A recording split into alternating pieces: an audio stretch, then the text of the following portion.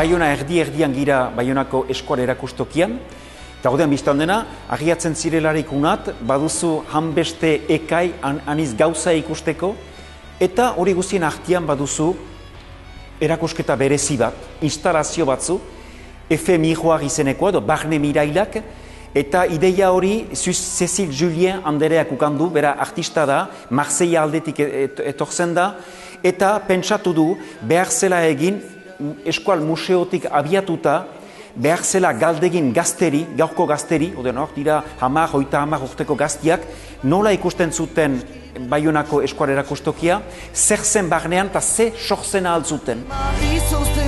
Guk nahi baduzu eskual kultur erakunde bezala, sustengatu dugu proiektu hori, zen sartzen da gure programa baten barnean, 20 izenekoa, helburua daukana, eskual kulturaren bizi berritzea, aha berritzea, aha interpretatzea.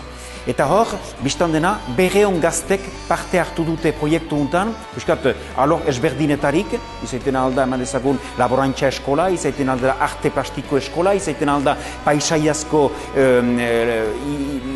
lanbideak edo egiten dituztenak, beraz, genezake, 10 bat egitura ezberdine parte hartu dute, eta hori ere, zinez aberasgarria da ikusteko proiektua nola eraikitzen alden ere jende ezberdin, eta berezeki gazte ezberdinen artean. Ene ustez hunek ere usatzen du, egiten duzun bezala, folklorizazio hori eta gauza berriak erakusten dituten. Etako garantzitsua da ere, museo batean onartzia gazte batzu sarditen eta beren gaurko begiradarekin ere bizitzen dute gaur nahi duten bezala euskal kultura. Eta hori nahi dute numait erakutsi eta barima dute parada. Holako toki batzuetan, gehiago direnak toki etnografikoak edo historiari lotuak, beren gaurko sentimentuak erakustia, enetako zoragarria da, horrek egan nahi du gure eskual kultura bizi-bizirik dela eta geroaren prestatzen ari dela ere. Adibidez, etxenpu bezala, ez dira denak aipatzen ahal, bada eman dezakon artista bat Arantxa Lemantz, berak egindu eskual herriko historia eta historio politikoa ere aipatzen duena eta liburu batzuen bitartez eta beste euskarri batzuen bitartez. Bire familian bazuten aldizkari horiek presoen berriak ukaiteko, familian bazirerako presoak denbora hartan. Aldizkari horiek banituen, nire ikerketa filmaren buruz, eta nahi nuen ekarri museoan. Hasieran bitrina bat asmatu nuen horientzat. Eta bitrina hori bilakatu da arbol bateaz. Zuaitz bat, aritza bat gainerat, importantea zen aritz bat hartzea. Zuaitz hori ikusten duguna ideki behar da. Gibela ideki eta sartu barinan ulertzeko. Zer egin aldugun hortaz, baina jakin zer idatzi izan da, zer pentsatu izan da eta nun gira hor.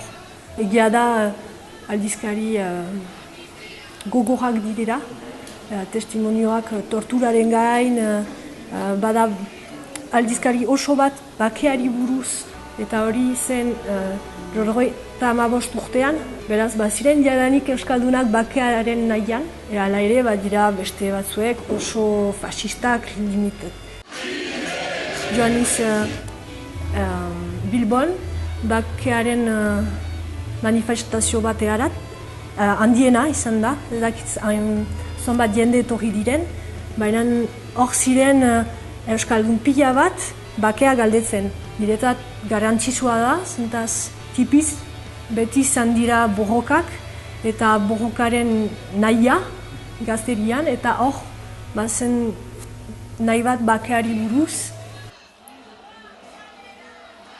Ikusten dut, 60 urte azkenean, ez dugu aipatzen, Franco ez da aipatzen, hor, eta Euskal Museoan, digirakoa, Euskal Museoan, eta hori ezin dugu ez aipatu azken arazoak, 60 urte dituzte. Orain, pentsatzen dut gauzak pixkat erakutsi behar direla museo batean ere.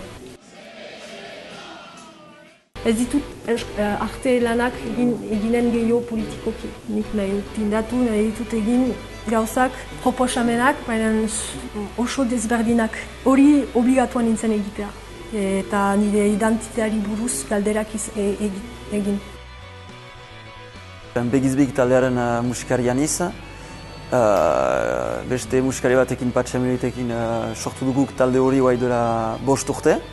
Zezilek deitu gintuen, zenta proiektu deialdi batentzat, sortu ginen proiektu bat, Miraila izenekoa, eta piskat aztertzen zuena eskol kulturaren kultura implizitoa, eta Barne Miraila proiektua hortan oinarritzen denez, deitu gintuen parte hartzeko barnean.